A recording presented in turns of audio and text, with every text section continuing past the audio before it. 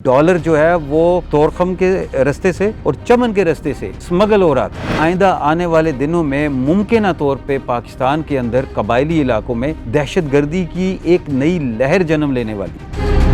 हमारे जो 3 सरहदें हैं अफगानिस्तान, भारत और ईरान, ये कह सकते हैं गैर महफूज हैं।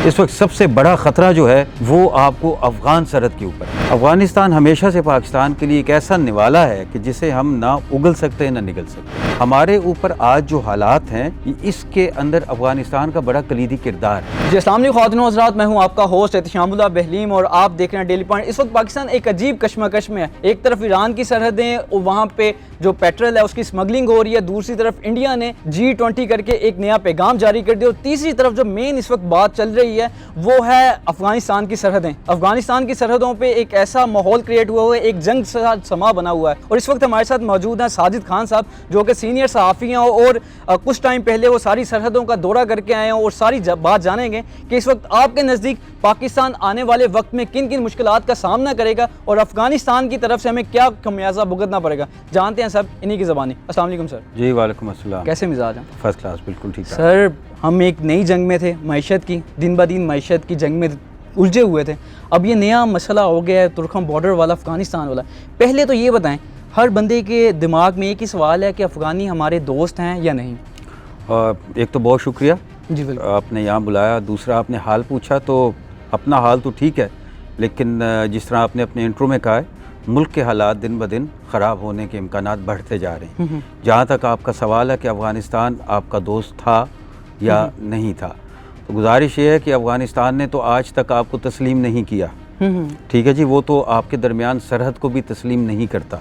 ठीक है, 75 सालों में उनका यही नारा रहा है कि जहाँ खैबर पख्तूनख्वा और अटक के इस पार भी जेहलम तक उनका इलाका है। और अब तो वो बाकायदा इंटरनेशनल मीडिया में और इंटरनेशनल फोरम्स के ऊपर हिंदुस्तान यानी भारत की मदद से इस प्रोपोगंडे को मज़ीद फैला भी रहा है। अफ़गानिस्तान हमेशा से पाकिस्तान के लिए एक ऐसा चैलेंज है, एक ऐसा निवाला है कि जिसे हम ना उगल सकते हैं ना निगल सकते। दोस्त तो कभी भी नहीं थे।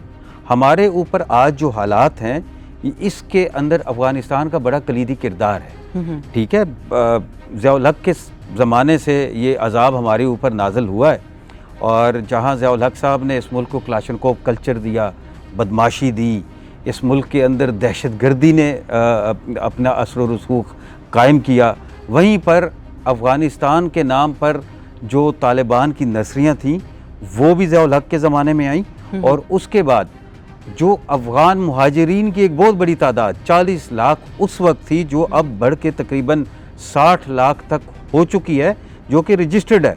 अनरजिस्टर्ड अब तक कितने ये किसी को नहीं पता। इसके ऊपर अब इस हफ्ते में काम शुरू हुआ है कि जो रजिस्टर्ड लोग नहीं हैं उनको बेदखल किया जाए या उनके हवाले से कोई मैकेनिज़्म बनाया जाए। ये उस वक्त से गुज़श्ता 40 साल से हमारे ऊपर एक अज़ाब की सूरत में ये नाजिल हैं और अब जाके हालात इतने ख़राब हो चुके हैं, इतने कशीदा हो चुके हैं कि पीछे भी हम दहशतगर्दी का सामना करते रहे अफ़गानिस्तान की वजह से, और अब हमारे ऊपर दोहरा अज़ाब ये है कि एक तरफ हम दहशतगर्दी का मुकाबला कर रहे हैं, दूसरी तरफ सबसे अहम बात यह है कि जो मुआशी हमारा जो इस वक्त बदहाल है पाकिस्तान, हम सारे बदहाल हो गए, इसके अंदर भी अफ़गानिस्तान का किरदार है।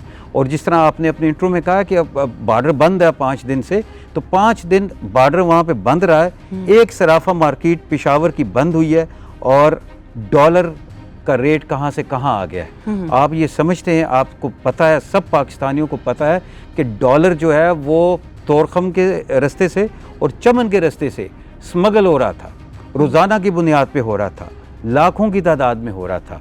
और आइंदा आने वाले दिनों में भी केसेस आपके सामने आएंगे। कल भी बहुत बड़ी तादाद पकड़ी गई है मर्दान से, पेशावर से।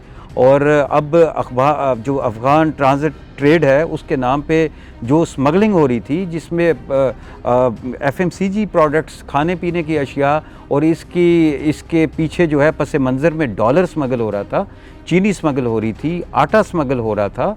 ये सारा कुछ अफ़गानिस्तान के बॉर्डर पे हो रहा था।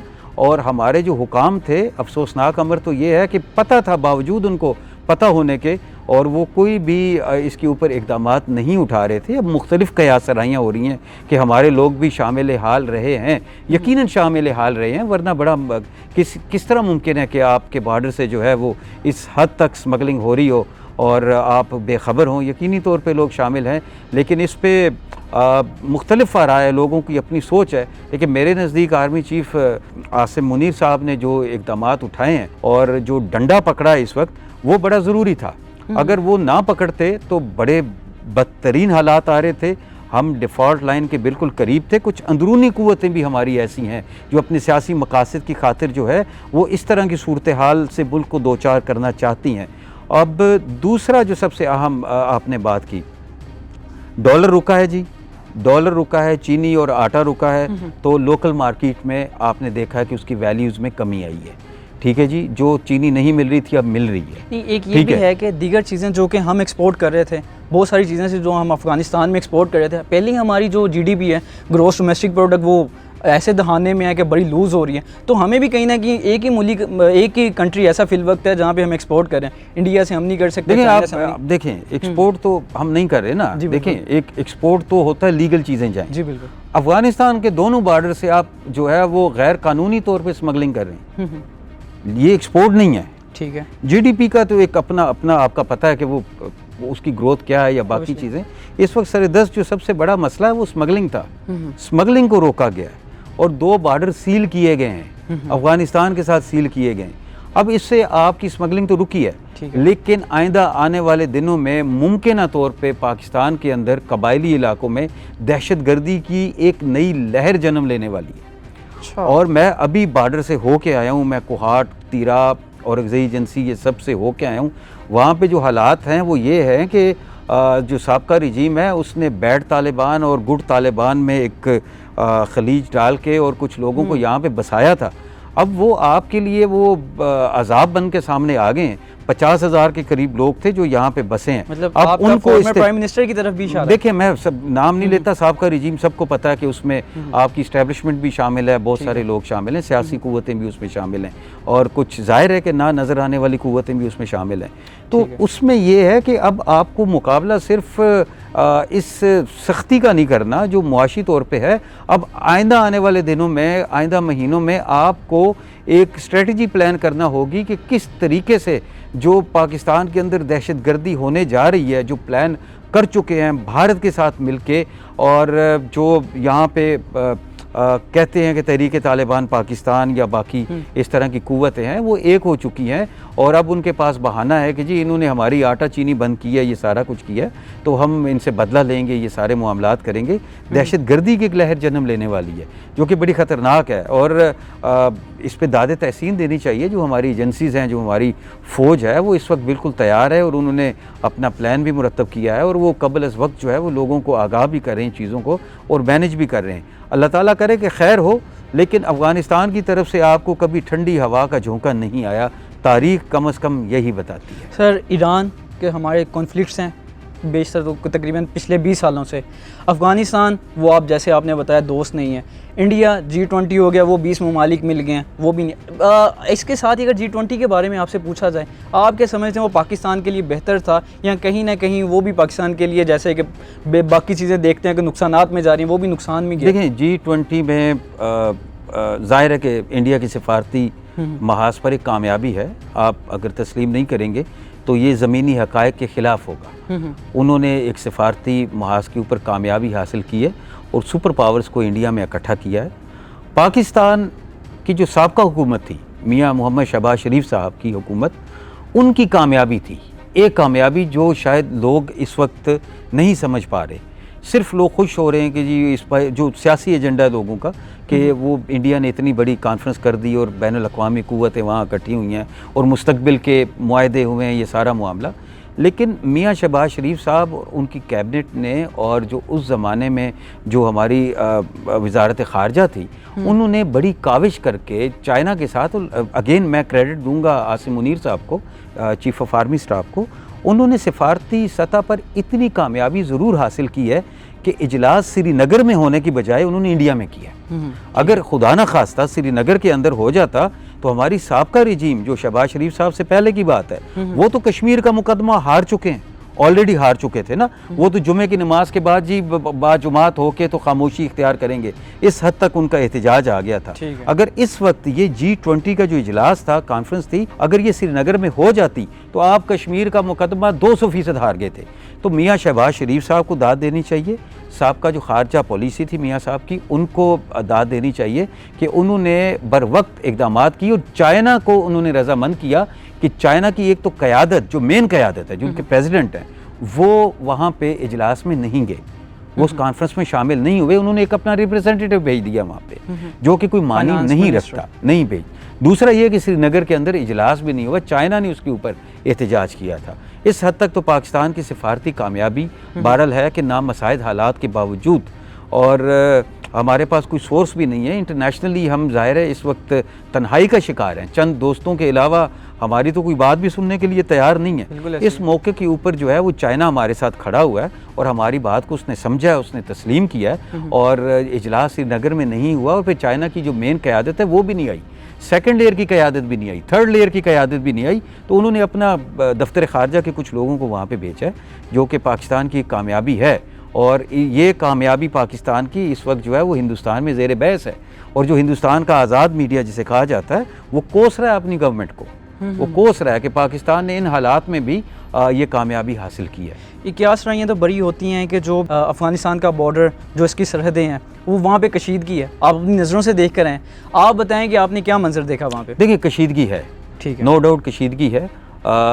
स्मगलर्स भी वहाँ पे जो हैं वो भी मुख्तलिफ जराइम पेशा जो ग्रोह हैं उनसे उनका ताल्लुक़ है, जो वहाँ पर अफ़गानिस्तान की गवर्नमेंट की हिमायत याफ्ता जो हमारे ख़ित्ते में लोग हैं वो भी उसमें शामिल हैं। कशीदगी तो है, अब हमारे पहाड़ों तक, नीचे तक तो जो तहरीक तालिबान पाकिस्तान के लोग हैं उनका कब्ज़ा हो चुका है। मौलाना फजल रहमान ने गुज़श्ता हफ्ते लाहौर के अंदर ही ये बात की है कि हम इलेक्शन कैंपेन करने के काबिल भी नहीं रहे, कि हमें ये ख़दशा है, हमें ये ख़दशा है कि दहशत गर्दी होगी और कत्ल गारत होगी, जिसकी वजह से हम कबायली इलाकों में बिलखुसूस और जो सेटल्ड एरिया है वहाँ पे भी हमें जो इलेक्शन कैंपेन है वो करने में हमें दुश्वारी का सामना करना पड़ेगा। सर, अफ़गानिस्तान कह रहा है कि हमें 5 दिनों में $600 मिलियन का नुकसान हो गया, तो इतने डॉलर्स का नुकसान क्या वो चुप करके बैठेंगे?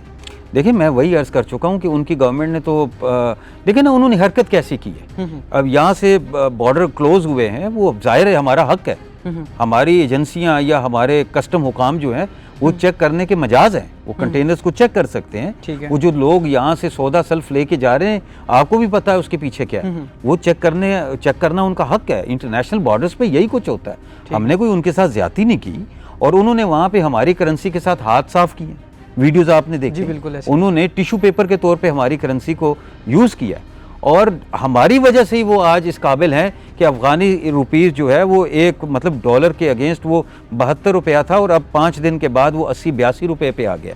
यानी फ़र्क तो उनको पड़ा है, यकीनी तौर पे पड़ा है, और वो आइंदा भी पड़ेगा। मैं समझता हूँ ये बॉर्डर बिल्कुल क्लोज़ होना चाहिए, और एक बिल्कुल जो मैकेनिज़्म है इंटरनेशनल ट्रेड का, उसके SOPs को फॉलो करना चाहिए, उसके मुताबिक जो है अफ़गान ट्रांजिट ट्रेड जो है वो होना चाहिए। बसूरत दीगर हमें नुकसान होगा, 40 साल से हम भुगत रहे हैं, ये नुकसान भुगत रहे हैं, हमारी 2 नस्लें ये कर्ब उठाते हुए चली गई, तीसरी नस्ल इस वक्त जो है वो ये दुख अपने सीने पे लिए हुए है। अफ़गानिस्तान 1980 में जो अफ़गान मुहाजिरीन की सूरत में हमारे ऊपर एक धमाका किया गया था, उस बारूद की बू आज हमारी नस्लें जो हैं वो महसूस कर रही हैं। तो अब वक्त आ गया है कि जहाँ पे हम अंदरूनी तौर पे अपनी पॉलिसियों पे नज़रसानी करें, वहाँ जो हमारी खारजा पॉलिसी है, बिलखुसूस अफ़गान पॉलिसी, उसके ऊपर नज़रसानी करने की ज़रूरत है। और यहाँ पर मैं ये कहता चलूँ कि फ़ौज का बड़ा अहम किरदार है, chief of army staff general Asim Munir साहब का। मैं समझता हूँ कि बहुत सारे लोग कह रहे हैं कि शायद उनका मैंडेट नहीं है, ये वो अपने क्रेडिट से हट के चीज़ें कर रहे हैं, लेकिन अगर नहीं करेंगे तो क्या करेंगे, देखना ये, अगर वो नहीं करेंगे तो कौन करेगा। नहीं अगर एक्शन होता तो मुल्क तो डिफ़ॉल्ट हो जाएगा, मुल्क के हालात तो मज़ीद ख़राब हो जाएंगे। हमने बेशतर ममालिक देखे हैं कि उनमें कॉन्फ्लिक्ट्स होते हैं, उसके बावजूद वो अपनी ट्रेड नहीं रोकते, लेकिन हम ये है कि हमारे साथ किसी के साथ कॉन्फ्लिक्ट होता है, हम अपनी ट्रेड रोक देते हैं, तो अफ़गानिस्तान से हम ट्रेड नहीं करेंगे, इंडिया से हम पहले ही नहीं कर रहे, ईरान से भी नहीं कर रहे, तो फिर हम जाएंगे ईरान से, वो पेट्रोल का पहले मसला बना हुआ है, तो हम सर क्या करेंगे? ट्रेड ना होगी तो नुकसानात ही बहुत बढ़ जाएंगे। देखें, गुजारिश ये है कि ये एक अफसोसनाक अमर है और जिस तरफ आपने तवज्जो दिलाई है ये एक हकीकत है, एक ऐसी हकीकत है कि जिसकी तरदीद तो कतई तौर पे नहीं की जा सकती। इस की ठेस, इसके ज़ख्म हमने महसूस किए हैं। आप अफ़गानिस्तान का बॉर्डर आपका सेफ़ नहीं है, हिंदुस्तान के साथ आपका जो 1000 किलोमीटर ज़्यादा का बॉर्डर है वो भी सेफ़ नहीं है। वहाँ भी साजिश हो रही है, हर रोज़ साजिश हो रही है आपके अगेंस्ट। ईरान के साथ आपके ताल्लुकात हैं वो मुस्तहकम नहीं है, वो कुछ इंटरनेशनल क़ुव्वतें थी और जिनकी बात के ऊपर हमने शायद ईरान के साथ हमसाया था, हमारे ताल्लुकात बेहतरीन होने चाहिए थे। 65 की जंग में उनका बड़ा किरदार था हमारे साथ, लेकिन अफसोसनाक अमर ये कि जो भी हमारी पॉलिटिकल गवर्नमेंट आई है वो अपनी पॉलिसी लेके आई है। अगर एक स्टेट पॉलिसी होती और स्टेट की पॉलिसी के ऊपर अमल पैरा होती हर गवर्नमेंट, तो शायद हमारे हालात ये ना होते। जहाँ तक आपका सवाल है कि लोगों के इश्यूज़ भी हैं, ट्रेड भी हो रहा है, बिल्कुल लद्दाख में चाइना और भारत आपस में लड़ रहे थे, दूसरी तरफ वो ट्रेड भी कर रहे थे और अरबों डॉलर की उनकी ट्रेड हो रही थी।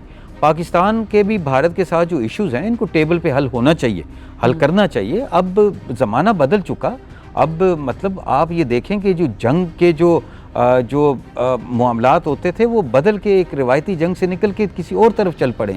तो आपको उन महाजों के ऊपर वर्किंग करने की ज़रूरत है, उन महाजों के ऊपर अपने आप को स्ट्रॉन्ग करने की ज़रूरत है। ट्रेड, मैं समझता हूँ कि ट्रेड के ऊपर बात होनी चाहिए, ट्रेड करना चाहिए। अगर भारत के साथ आपका ट्रेड खुल जाता है तो आपकी जो महंगाई है वो 30-35% जो है वो नीचे आ जाएगी। रोज़मर्रा की जो ज़रूरियात ज़िंदगी की अशिया हैं वो आपकी सस्ती हो जाएंगी, जो किचन आइटम्स जिनको कहा जाता है। सर, आपने एक बड़ा अच्छी बात की तरफ बताया है कि हमारे जो 3 सरहदें हैं, अफ़गानिस्तान, भारत और ईरान, ये कह सकते हैं गैर महफूज हैं? गैर महफूज हैं, यकीनी तौर पे गैर महफूज हैं। इस वक्त सबसे बड़ा ख़तरा जो है वो आपको अफ़गान सरहद के ऊपर है। अच्छा। उसकी वजह यह है कि अफ़गान बॉर्डर इंतहाई मुश्किल है और दूर है और वहाँ पर वसाइल की जो अप्रोच है वो इतनी नहीं है। कितना खुमियाजा हमें भुगतना पड़ेगा अगर कोई मसला होता है? अच्छा खासा भुगतना पड़ेगा। देखें ना, भारत के साथ भी आपकी बाउंड्री लाइन पे फ़ौज लगी हुई है और अफ़गानिस्तान के ऊपर भी अगर आपकी सिक्योरिटी फोर्सेस इंगेज हो जाती हैं, जो कि इंगेज हैं, अभी हैं और अभी से वो शुरू हो गया मामला। और अगर इलेक्शन का भी मामला है, यहाँ पे इलेक्शन की भी लोग बात करते हैं कि जी 90 दिन के अंदर इलेक्शन भी होना चाहिए। खुदा न खास्ता अगर दहशतगर्दी की लहर फूट पड़ती है दोबारा अफ़गानिस्तान के साथ आपके हालात कशीदा हो जाते हैं। बॉर्डर तो बिल्कुल गैर महफूज है और वहाँ पर लूप होल्स बहुत है, जंगला लगाने के बावजूद जो है बहुत ज़्यादा लूप होल्स हैं वहाँ पर, तो उनको कंट्रोल करना इतना आसान नहीं है, बड़ा मुश्किल है। बहुत पहाड़ी इलाके, मुश्किल तरीन पहाड़ी इलाके जहाँ पे दुश्मन के ख़िलाफ़ हमने महाज पे लड़ना है, तो मुश्किल उसका असरात यकीनी तौर पे जो हमारा पाकिस्तान है यहाँ पर भी होंगे, सेटल्ड एरिया में होंगे। हमारी जो अंदरूनी पॉलिसी है वो मुतासिर होगी। आधे से ज़्यादा दहाई होगी, हमसे टीटीपी संभाले नहीं जा रहे थे, अब ये तालिबान ये आ जाएंगे तो अगर मिली भगत से कि कुछ करें तो बहुत मसला हमें तो हो सकता है सर मुस्तकबिल। लेकिन कौम को मसला है लेकिन कौम को खड़ा होना होगा। कौम की तारीख के अंदर सख्त हालात आते हैं, ठीक है, मुश्किल हालात आते हैं। हम इससे ज़्यादा मुश्किल और क्या देखेंगे कि हमें 2 वक्त की रोटी के लाले पड़ गए। अल्लाह ताला का शुक्र है फिर भी हम डिफ़ॉल्ट नहीं किए, लेकिन 2 वक्त की रोटी के लाले हैं। आप खुद मार्केट में जाते हैं, बाहर काम करते हैं, साफ़ी हैं, आपके बाकी कोलीग्स भी जाते होंगे, वो देखते हैं वहाँ पे बिजली के बिल भरे नहीं जा रहे। इससे ज़्यादा कड़ा वक्त और क्या आएगा? मैं समझता हूँ कि इस वक्त कौम खड़ी हो जाए, अपनी फ़ौज के पीछे खड़ी हो जाए, जनरल आसिम मुनीर साहब के पीछे खड़ी हो जाए और जो तसलसल है शहबाज शरीफ साहब की पॉलिसी का उसके पीछे खड़ी हो जाए, तो इंशाल्लाह ताला मुश्किल वक्त है, ये कट जाएगा। साजिद खान, सारी गुफ्तगू सुनी, बिल्कुल मेरी तरह आप भी इस वक्त शुबे में होंगे कि मुस्तकबिल क्या होने वाला है। पाकिस्तान जहाँ बहुत सारी मुश्किलात का सामना कर रहा है, सबसे बड़ी मुश्किल अफ़गानिस्तान, जिन्हें हम एक मुद्दत से अपना भाई कहते आए हैं, मुश्किल टाइम में उनके साथ खड़े हुए हैं, लेकिन हमेशा हमें एक उनकी तरफ से पॉजिटिव रिप्लाई नहीं आया और अब वही दोबारा होने जा रहा है। तारीख दोबारा दोहरा रही है और दोबारा वही दिखा रही है कि इस बार भी वही हमें सब कुछ देखने को मिलेगा। तो अल्लाह ताला पाकिस्तान के हामी और नासिर हो और अपने मेज़बान को दीजिए इजाज़त। अल्लाह निगहबान।